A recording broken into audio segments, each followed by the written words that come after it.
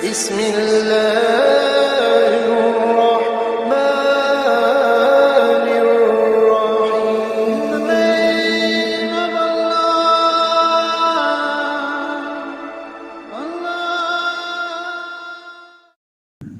Bismillahirrahmanirrahim. Assalamualaikum warahmatullahi wabarakatuh. Alhamdulillah wassalatu wassalamu ala Rasulillah wa ala alihi wa sahbihi wa mawalah. Wa la hawla wa la quwwata illa billah. Asyhadu an la ilaha illallah wahdahu la syarika lah wa asyhadu anna sayyidina wa nabiyyana Muhammadan abduhu wa rasuluh. Allahumma salli wa sallim wa barik ala sayyidina Muhammad. Miftahi babi rahmatillah adada ma fi ilmillah salatan wa salaman daimaini bidawami mulkillah wa ala alihi wa sahbihi adada kulli dharratin alfa marrah amma ba'd. Hadratal mukarramin wal muhtaramin yang sama-sama kita hormati dan kita muliakan, Bapak Haji Farhan beserta seluruh jajaran pengurus masjid Babus Salam, imam kita Bapak Haji Rudi, sahabat saya Bapak Thohir, dan segenap para tokoh, para pemuka masyarakat, hadirin wal hadirat, ibu-ibu juga yang saya hormati. Alhamdulillahirabbil alamin, bersyukur kita kepada Allah Subhanahu wa taala di bulan yang mulia ini, di pagi hari yang penuh berkah ini, kembali kita mendapatkan pertolongan dari Allah. Kita diberikan nikmat taufik, namanya hadirin. Taufik itu pertolongan, karena pertolongan Allah lah yang mampu, yang dapat menghadirkan kita di tempat ini. Baru saja kita mengikuti ibadah sholat subuh, dan itu kita laksanakan berjamaah, sehingga kata Nabi, man sholla subha jama'atan faka'annama qomal lail kullahu. Barang siapa yang melaksanakan sholat subuh secara berjamaah, maka seakan-akan dia sudah melakukan qiyamul lail sepanjang malam. Ini hadirin, dahsyatnya subuh ini. Jadi ada dua waktu yang mulia, waktu isya dan waktu subuh. Kalau dua sholat ini kita laksanakan dengan berjamaah, maka pada malam itu menjadi milik kita sepenuhnya keberkahannya. Ini di luar Ramadan, apalagi di dalam Ramadan. Man shallal isya'a jama'atan faka'annama qama nisfal lail. Yang sholat isya'nya berjamaah, maka dia sudah sama dengan menghidupkan separuh malam, sama dengan melakukan qiyamul lail separuh malam. Lalu kemudian dilanjutkan dengan sholat subuhnya berjamaah, faka'annama qomal lail kullah. Kemudian disempurnakan dengan sholat subuhnya berjamaah, maka dia sama dengan menghidupkan sepanjang malam full, sepanjang malam penuh. Alhamdulillah. Maka dua sholat ini hadirin, kata Nabi, ini berat. Isya dan subuh ini adalah sholat yang berat. Dengan dua sholat inilah orang-orang munafik yang ada di Madinah itu terdeteksi. Ternyata orang-orang munafik yang duduk bersama Nabi itu banyak. Prosentasenya itu kalau ada 10 orang, itu ada 3 orang munafik di situ. Masya Allah ya.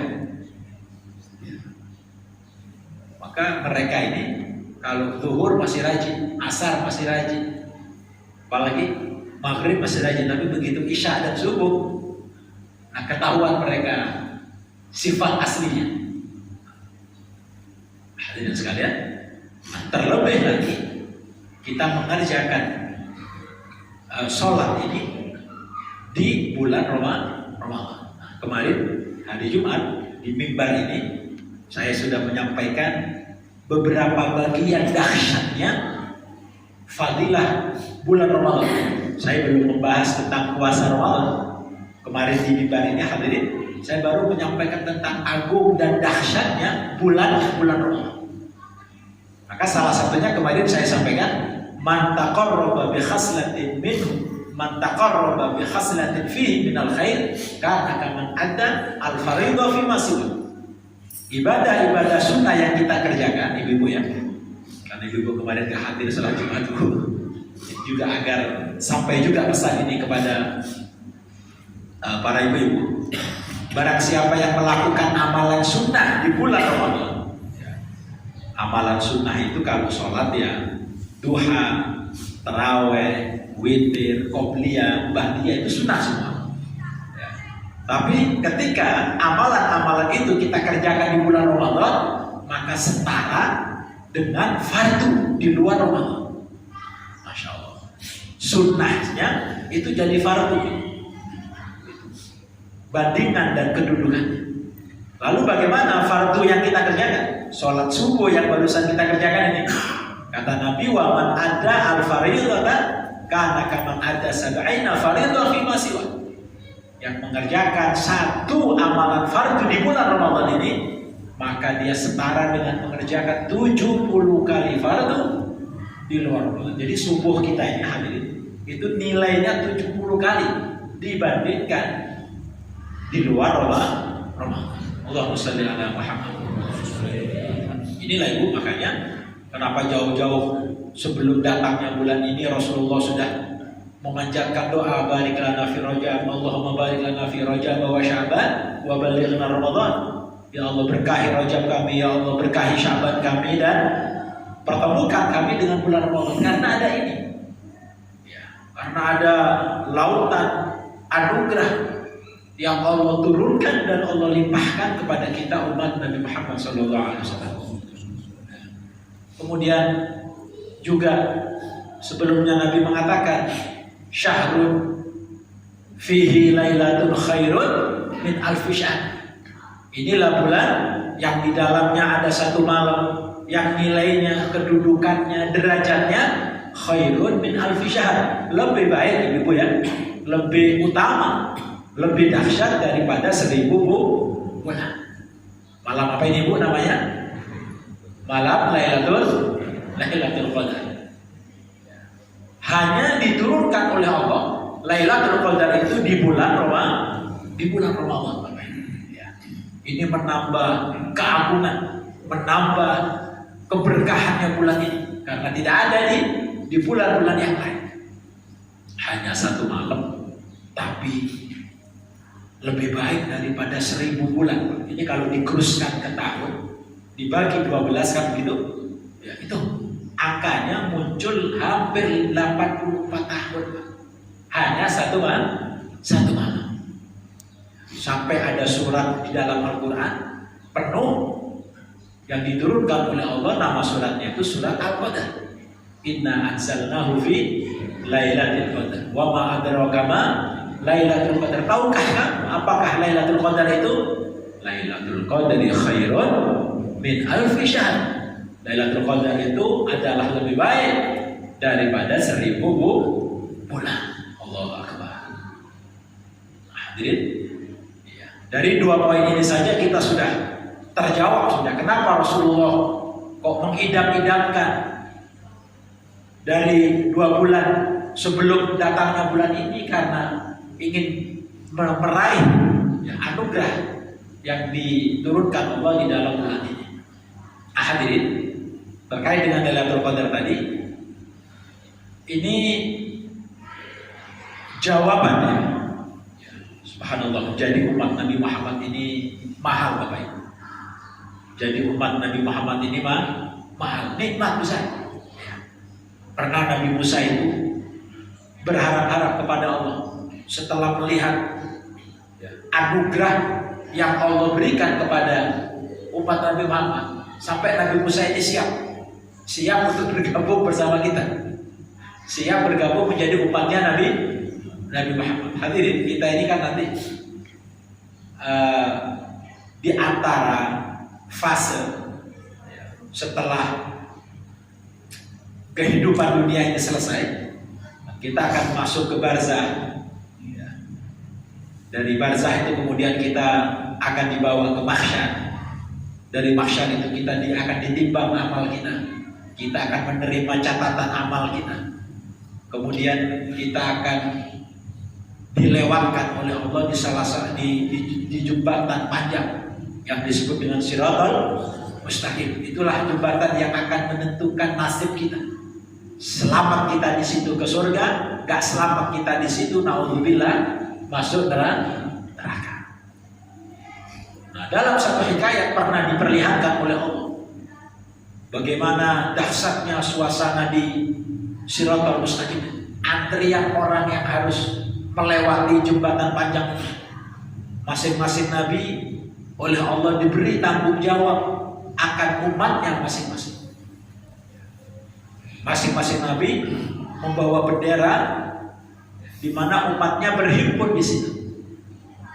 Dan semua melihat siapa yang akan melintas di atas Shiratal Mustaqim. Maka datanglah satu rombongan besar, kemudian naik ke Shiratal Mustaqim itu melewati. Disebutkan dalam satu hikayat, hadirin, panjangnya jembatan Shiratal Mustaqim itu 1.500 tahun perjalanan. Allah, kalau jembatan Kapuas gak sampai setengah kilo kira-kira. Suramadu yang menjadi jembatan terpanjang di Indonesia itu gak sampai 5 kilo, 4, sekian. Ini 1.500 tahun perjalanan. Semua kita akan dipaksa naik dan lewat di sini. Datang rombongan besar melewati Shiratal Mustaqim itu seperti petir yang menyambar. Kalbarqil khatif wa minhum man yamshi kalbarqil khatif. Sebagian dari mereka yang lewat di atas Shiratal Mustaqim itu seperti petir yang menyambar, secepat kilat melesat sampai ke surga. Dan itu disaksikan oleh para nabi-nabi. Sampai Nabi Musa terkagum-kagum melihat fenomena itu. Tanya, ini siapa? Ya Allah, rombongannya siapa ini? Insya Allah dijawab bahwa ini rombongan umatnya Muhammad Sallallahu Alaihi Wasallam. Insya Allah. Kira-kira hadirin kita ada nggak berada di dalam rombongan itu? Mudah-mudahan kita termasuk ya. Amin. Wa minhum man yamshi ala rijlain. Ada orang yang lewat di atas sirat itu seperti jalan kaki. Ada yang lewat seperti berlari. Ada yang harus tertatih-tatih. Ada yang harus berjuang berat. Bisa berguling-guling di atas Shiratal Mustaqim itu. Walaupun akhirnya selamat. Ada yang berjatuh. Na'udzubillah.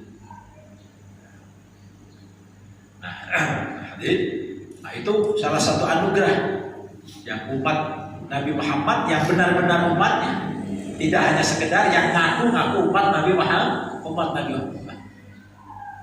Nah, hadirin, salah satu anugerah besar yang Allah berikan kepada umat Nabi Muhammad adalah diturunkannya Lailatul Qadar sebagai jawaban Allah terhadap keresahan Nabi. Imam Malik pernah meriwayatkan bahwa suatu saat Nabi pernah merenung dan Nabi menjadi sedih dengan renungan itu. Apa yang disedihkan? Kelak seluruh para nabi akan dikumpulkan oleh Allah, kemudian amal ibadahnya akan diperlihatkan.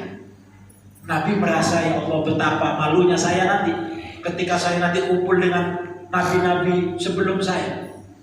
Pasti amal mereka banyak. Kenapa? Karena umur mereka banyak nanti. Sementara rata-rata umur umat Nabi Muhammad berapa? Amal ummati ma baina sittin ila sab'in.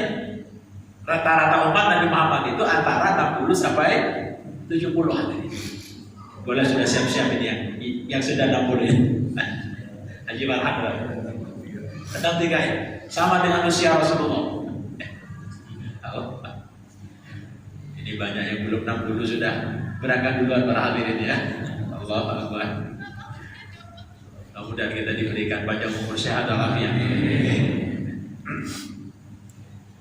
Sementara usia umat Nabi dahulu itu panjang-panjang. Contoh misalnya Nabi Nuh. Berapa ini kira-kira Nabi Nuh itu umurnya? 950. Kata Al-Quran, alfi sanatin illa khamsina aman. 1000 kurang 50. Ya, 950 itu berarti. Bisa kebayang dong punya umur 950. Ibu-ibu kalau dikasih tawaran sama Allah gitu, kira-kira minta berapa tahun? 100 tahun mau? Mau nggak 100 tahun? Kalau bapak-bapak mau? Enggak mau. Terlalu banyak. Terlalu capek ini. Allah. Tapi tetap saja kita mohon panjang umur, sehat walafiat ya. Panjang umur tapi sehat walafiat dan istiqomah. Sebab kata Nabi, khairun nas man tala umruhu wa hasuna amaluhu. Ya, salah satu ciri orang terbaik itu yang tala umruhu, panjang umurnya, wa hasuna amaluhu, dan baik amal ibadahnya. Sebaliknya wa syarrun nas, orang terburuk itu man tala umruhu wa sa'a amaluhu. Semakin panjang umurnya tapi semakin buruk perilakunya.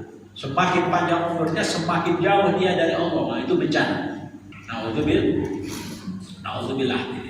Nah, kita ini kenapa kok selalu minta panjang umur? Karena kita merasa bekal kita ini masih kurang cukup ini. Kita masih ada kekhawatiran nanti kita menghadap Allah, bekal apa yang mau kita bawa. Kepinginnya kita nambah. Hadirin yang saya muliakan. Nah, keresahan ini di usia kami, usia saya kata Nabi Muhammad hanya 60-70, sementara di sana 950, ada yang 400, ada yang 300, ada yang 200 minimal. Nanti bagaimana ketika diperlihatkan betapa kecilnya, betapa sedikitnya amal ibadah kami bersama umat-umat kami. Nah, keresahan inilah hadirin yang oleh Allah dijawab dengan diturunkannya Lailatul Qadar. Sehingga Nabi merasa sangat bahagia. Begitu Allah nyatakan bahwa malam itu Lailatul Qadri khairun min alfi syahr, maka Rasulullah sangat bahagia dan gembira dengan anugerah. Kalau satu malam hadirin, yang hitungannya kan maghrib sampai dengan terbitnya fajar shadiq, subuh itu hanya 11 atau 12 jam, tapi nilainya hampir setara dengan lebih baik daripada 84 tahun. Kalau kita ketemu 10 Ramadan, kemudian kita ketemu dengan 10 Lailatul Qadar, itu 84 kali 10 hadirin, 840. Dengan 10 kali Ramadan sudah hampir terlewati Nabi Nuh yang 950. Allahu Akbar. Kalau 10, kalau 20 Ramadan, 30 Ramadan sudah melesat tadi. Ya, walaupun usianya cuma 60, tapi dengan Lailatul Qadar membuat amal umat Nabi Muhammad jauh ya, lebih banyak daripada umat nabi-nabi yang lain. Alhamdulillah. Nah, ini dia.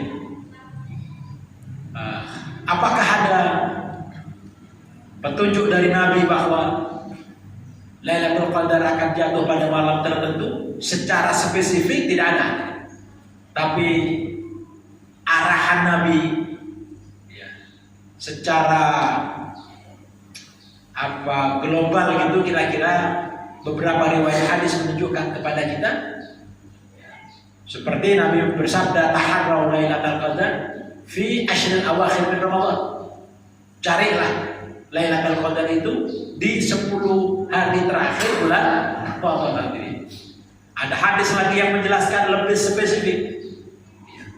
Lailatul Qadar itu ada di malam-malam ganjil di sepertiga terakhir. Satu riwayat dimulai malam 21 sampai malam 29 atau 30. Lebih spesifik lagi di malam-malam ganjilnya 21, 23, 25, 27 dan 29. Nah,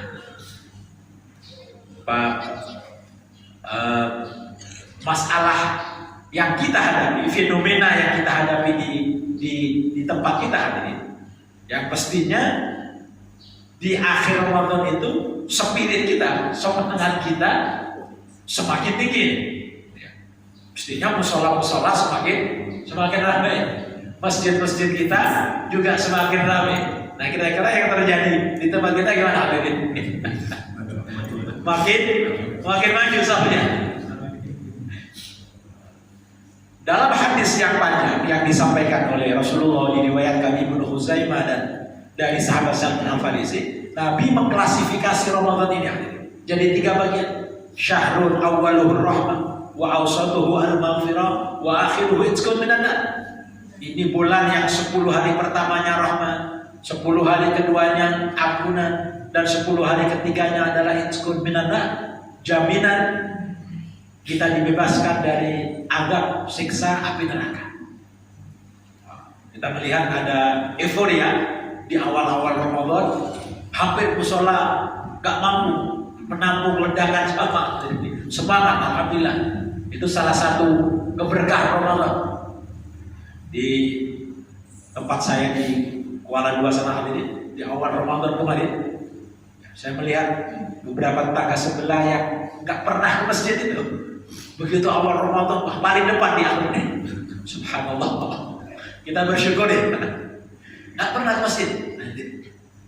Bahkan Jumat juga seringkali tidak terlihat. Begitu Ramadan, dia paling depan. Wah, ini berkah ini. Ini keberkahan Ramadan. Kadang-kadang masjid juga masih nambah musola, nambah tenda lagi. Karena gak mampu menampung. Itu di awal-awal Ramadan. Kemudian seiring waktu berjalan, hadirin, terjadilah seleksi alam. Rata-rata mampu bertahan berapa lama, Pak ya? Situasi seperti itu. Kita berdarah sampai habis. Alhamdulillah. Masya Allah. Istiqomah ya. Makanya kata Allah, ahabul amal ilallahi adwamu wa iqamah. Amal yang paling dicintai Allah itu yang istiqomah, walaupun sebetulnya sedikit. Apalagi banyak istiqomah. Hadirin, jadi awal Ramadan itu terhitung dari 10 hari pertama ya. Dari hari Ahad 1 Ramadan kemarin sampai sekarang ini kita hanya hari ke-8. Bagi yang melaksanakan puasa Ramadannya hari Ahad, ini hari ke-8. Tapi yang puasanya hari Sabtu, ini yang ke-9. Nah, apa hadirin? Ya, yang Sabtu puasa itu ada referensinya, yang Ahad puasa juga ada referensinya. Tapi insya Allah lebarannya kita bareng ini. Lebarannya sama-sama. Yang puasa mulai dari Sabtu, berarti insya Allah istighfar Ramadannya 30 hari.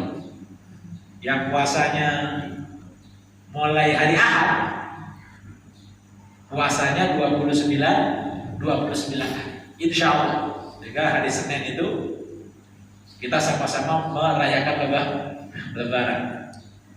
Insya Allah. Yang masalah itu hadirin, yang bermasalah itu bukan yang puasa hari Ahad atau puasa hari Sabtu. Yang masalah itu mereka yang tidak puasa. Sama lah kira-kira perdebatan soal kunut subuh kita. Yang kunut dengan referensinya, yang tidak kunut dengan referensinya. Yang menjadi problem adalah mereka yang tidak sholat subuh. Nah, kita berada di tahap akhir sepertiga pertama. Ini 8, kemudian Senin itu kita 9, Selasa 10. Ya, sampai dengan Selasa itu sepertiga terakhir, sepertiga awal sudah kita lewati. Ya, kita tetap bisa bertahan. Mudah-mudahan semua kita tetap bertahan di sini. Memang ibarat pertandingan memang ya.